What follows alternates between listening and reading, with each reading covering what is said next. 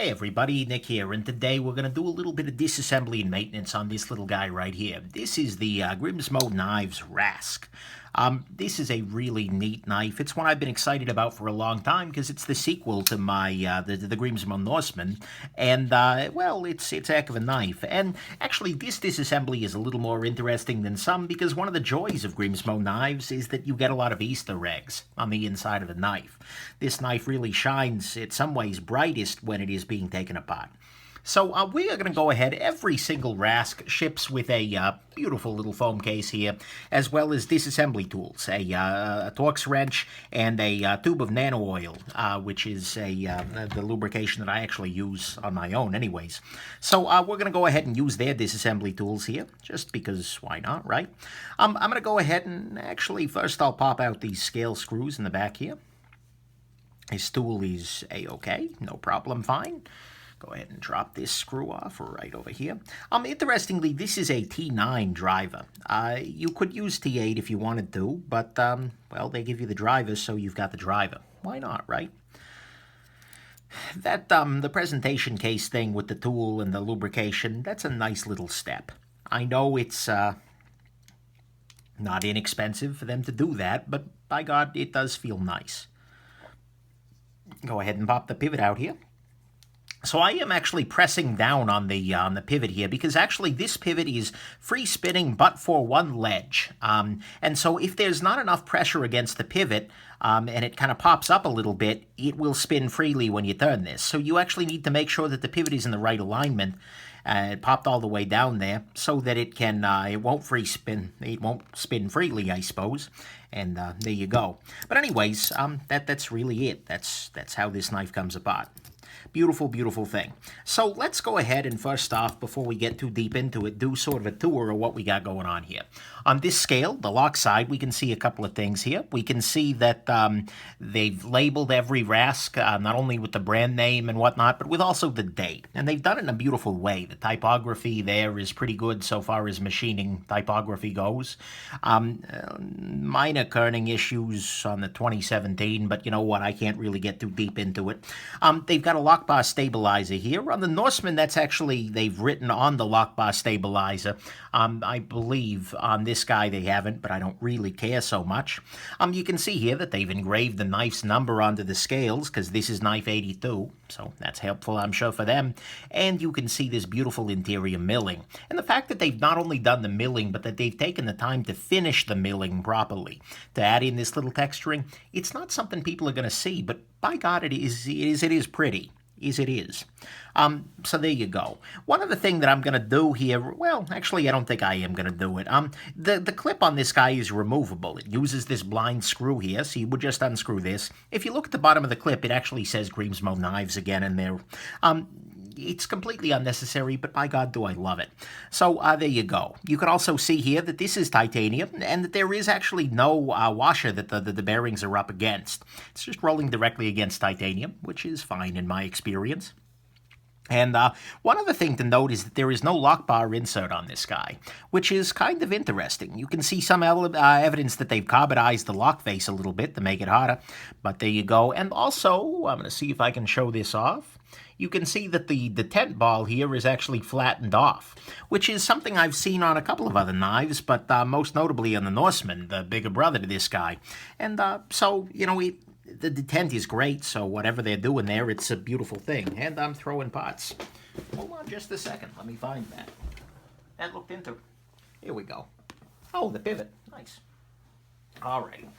So now that I got my pots back, let's take a look at the other side here. This is the show side. Again, they've got a lot of internal milling here. Note that the milling is asymmetrical. They've thought that through. Here we've got the bearing. And interestingly, one of the neat things about Grimsmo knives is that the bearings themselves are handmade. They buy the ceramic balls and put them into these Delrin, I believe it's Delrin, plastic holders, and then pop them in there manually. But this means, I gather, they can get incredible tolerances, and that's kind of nice. So there we go. The other thing, I'll show that off in a second. One thing to note here is, check out this little area. This is where this, I'm dropping pots all over the place here.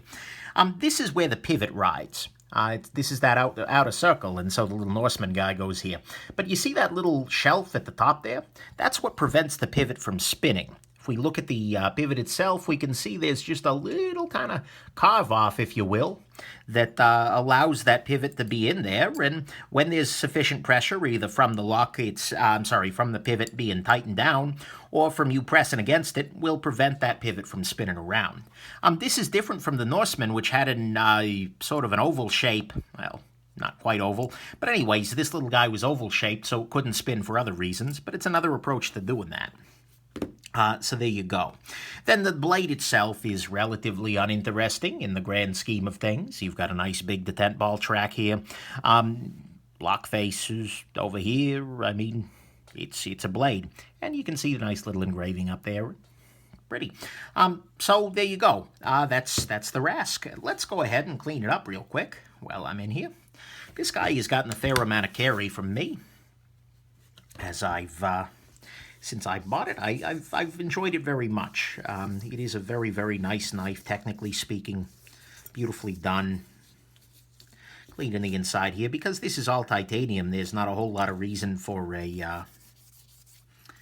I don't need to do any worrying about rust or anything like that. So, clean that out there. Let's go to the other side here. I don't really need to clean that out. It's not so dirty, but, why not, right?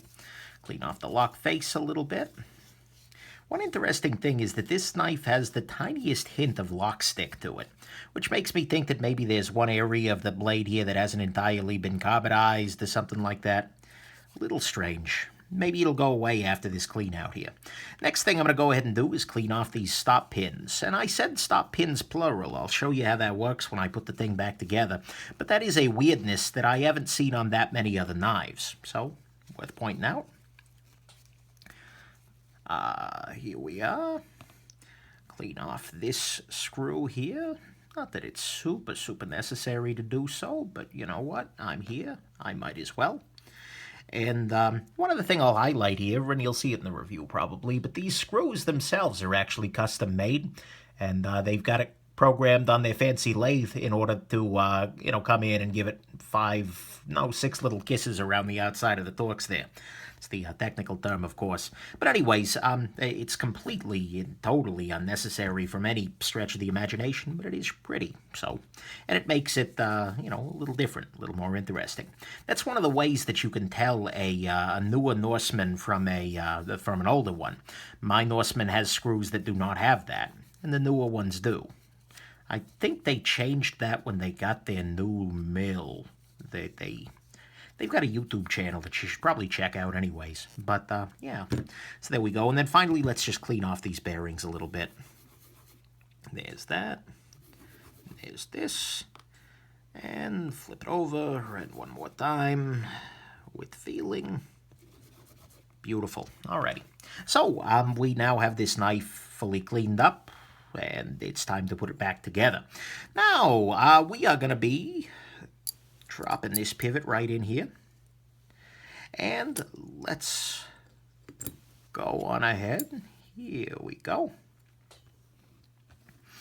And I'm going to go ahead and rebuild this from this side up because the pivot needs to, the female side of the pivot needs to be over here because that little cutout here. Next step is going to be, and this is a very, very, very important step, is to put the bearing back into the knife.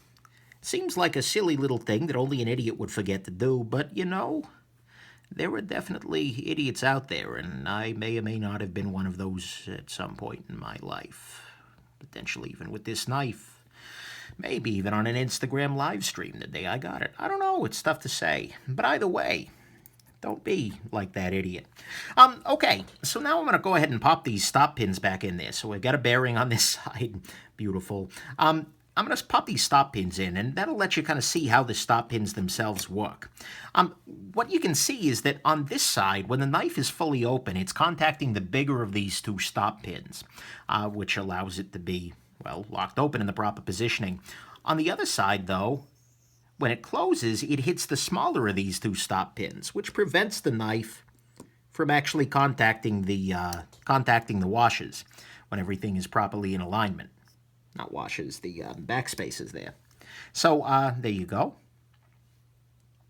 Yeah, just barely clears. So anyways, that's kind of interesting. Most just have one pin, or have the different pin in a different location. Now finally I'm going to go ahead and put a little bit of the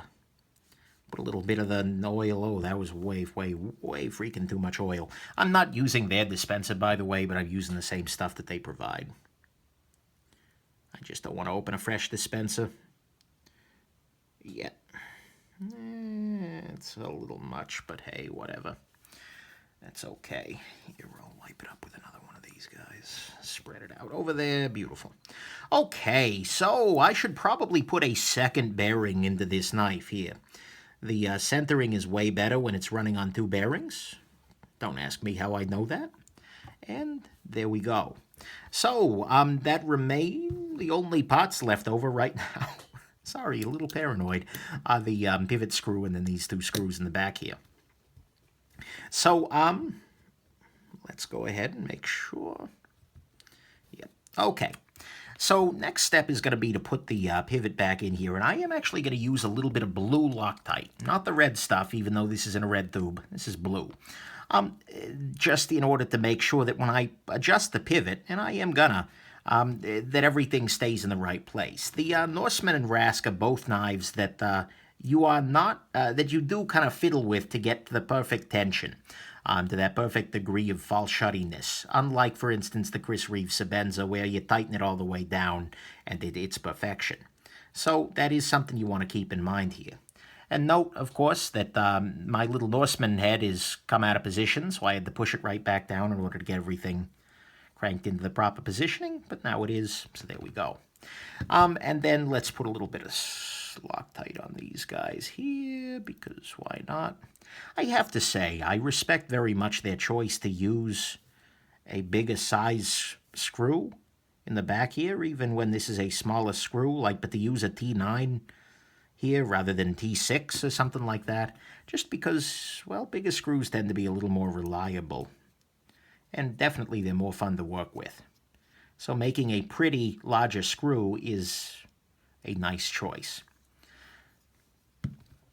T9 is a little bit weird, but you know what? They give you the tool. Why not, right? And I'll take a little bigger rather than a little smaller. A little Loctite on there. Pop this guy in here. There we go. Now, let's make sure that I have both bearings in there. Indeed, I do. Beautiful. Right now, it's a little too tight. I've got these pulled down too tight, and so as a result, the action is okay, but it doesn't have that false shutty joy that one would hope for. So I'm going to back it off a little bit here. Oh yeah. It's still a little tight. Let's back it off a little bit more here. There we go. Oh yeah.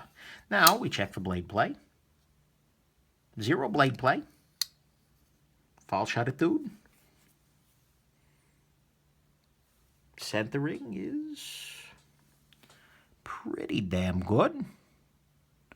Slightly favoring the lock side. Is it? I can't even tell. Yeah, maybe it's slightly off. I don't even know. Either way, it's very, very close, if not perfect. That's good. Hear a little of that lock stick going. Just the tiniest little hit. There we go. Oh, that action is great. Let's see if I can tweak this just a little bit tighter. See if that helps anything.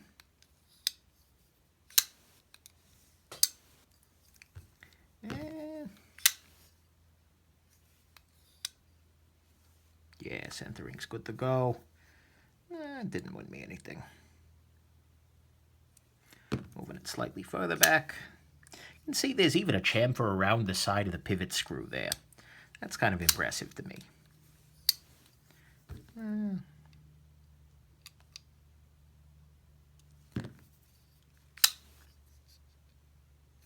0 blade play. There we go. Alrighty, so we're good to go. We are reassembled completely using just the tools they provided us, and that's a beautiful thing. And that's your Grimsmo Rask. We've seen the inside. We've seen all the excellence here. And now all that remains is to finally film the review. So enjoy the review when it comes, but hopefully you enjoyed the disassembly and the little guided tour as well. And most of all, hopefully you have yourselves an absolutely wonderful rest of the day. Bye now. See, 2 washes. It's important. Bye now.